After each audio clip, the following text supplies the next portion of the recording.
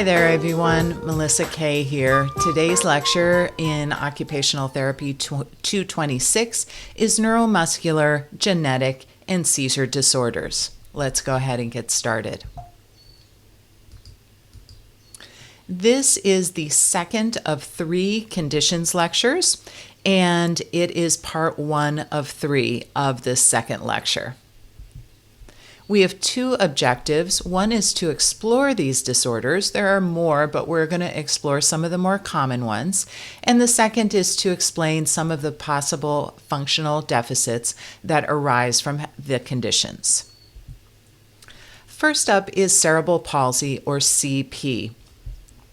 In the presenter notes, there's a number of videos that I've shared with you that will give you a much better sense of what CP looks like in action. So please do check out some of the videos. In the meanwhile, we're going to do an overview of CP.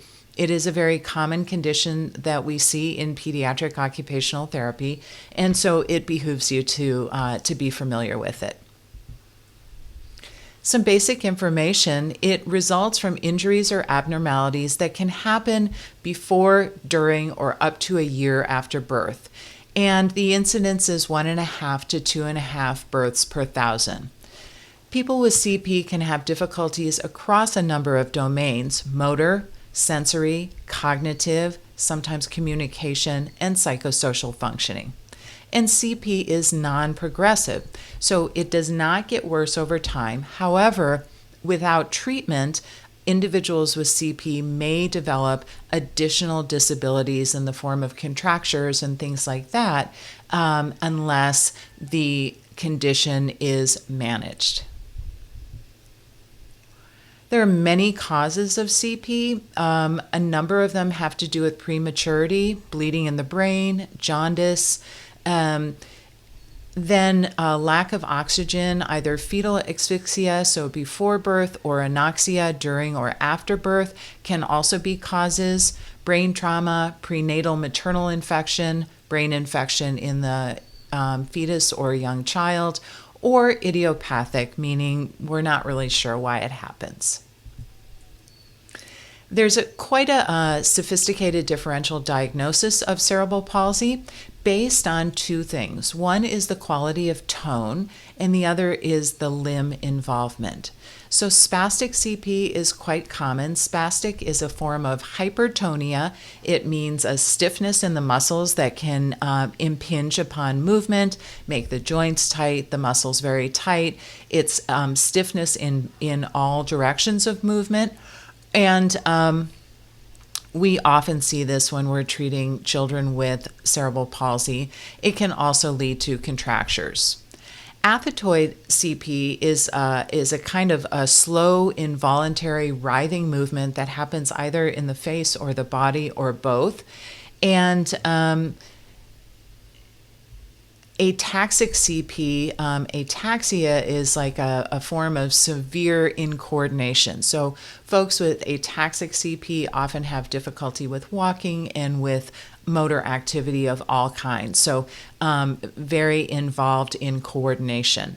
Flaccid CP, of course, is extremely low tone and leads to a lack of movement. And then there's a mixed presentation. Now, in your presenter notes, you have more details than that, so please review that so that you're familiar with these abnormalities in tone and also with the limb involvement, which I'll go over right now.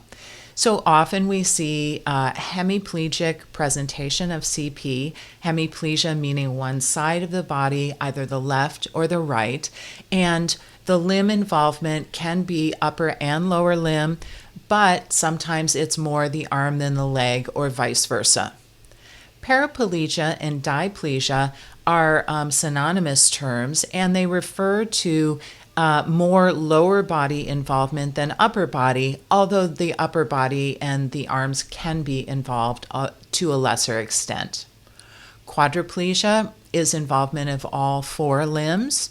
And monoplegia is the rarest kind of CP, and that's just one limb.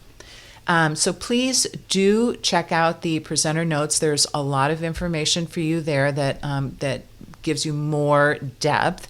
And for now, we're going to move along. So when we talk about CP and the quality of tone, just as a little review for you, muscle tone refers to the amount of tension or resistance to movement in a muscle. It's what enables us to keep our bodies in certain positions, to keep an upright posture, and changes in muscle tone are what enables us to move. So our muscle tone is going up and down, but it's different than strength, right? So if I flex my muscle purposefully, I'm exhibiting strength. Tone is this natural amount of tension or resistance that exists in our muscles. Tone is not changed by increasing strength. Tone is mediated by the neurological system, thus CP being a neuromotor disorder.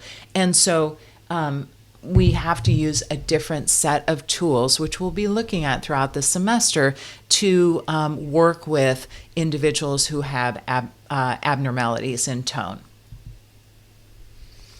Here is another slide that kind of spells out these different qualities of tone: spasticity, which can be mild, moderate, or severe; plasticity, which is decreased tone; athetosis, a fluctuation. It can have spasticity or spasms, and that's what I was talking about a mixed presentation. And ataxia, which again refers to a large amount of incoordination. CP also co-occurs with a number of other conditions. Excuse me. There can be cognitive impairments, speech and language, which either result from the cognitive impairments or due to abnormalities in tone around the face and mouth and the speech muscles, sensory deficits and processing difficulties, seizures, feeding problems, and psychosocial challenges. I treated a girl with quadriplegic CP, quite intense CP, and she had seizures very, very often, and they were full body seizures that just really knocked her out. And so the seizures, I'm just bringing this up because the seizures can really present another layer of difficulty on top of the CP, because every time she had a seizure, she'd be knocked out, she would lose some memory, she would lose some function, she would lose therapy time and engagement time at school, etc. So we want to be aware and cognizant of that. So, treatments for CP. And again, this is a high-level overview. If you are interested in digging more into CP, which I encourage you to do, there's many, many different resources for you. So, orthopedic through surgery or bracing is definitely a front line of CP treatment. There's also antispasticity medication, both oral and injectable, and Botox, right? So the stuff that we inject to get rid of little lines when we're getting in middle age, that can actually be used to very precisely paralyze some of the muscles that seem to be most spastic or most likely to start to lead to contractures. So it's a relatively new treatment within the last couple decades, but can be very effective. Now, Botox, just as when it's used cosmetically, does wear off, but it's an intervention that we see. Also, neurosurgical. So the orthopedic surgery is one kind, right? Like tendon releases and things like that. Neurosurgical refers more to surgery on the brain or the spinal cord or the peripheral nerves. So we're moving away from the muscular component and to the neurological components that create the sequelae from CP. Also, occupational therapy, physical therapy, speech and language therapy. Psychological and respite services are also important, both for the individual child and for their family. It can be a very big and traumatic proposition to care for someone that has very involved cerebral palsy. So prep for class session. This is a thought question. You don't have to post online or anything like that, but I would like you to spend some time with this question, jot down your thoughts, and we will revisit when we're in class. So you receive a referral to evaluate a 5-year-old with cerebral palsy who's moving into the school district where you work. The question is, what information is important to gather to understand this child's condition and functional limitations before you meet the child for the eval? A question for thought. All right, so that ends the first part of this second conditions lecture, and I'll see you real soon for parts 2 and 3. Thanks, everyone.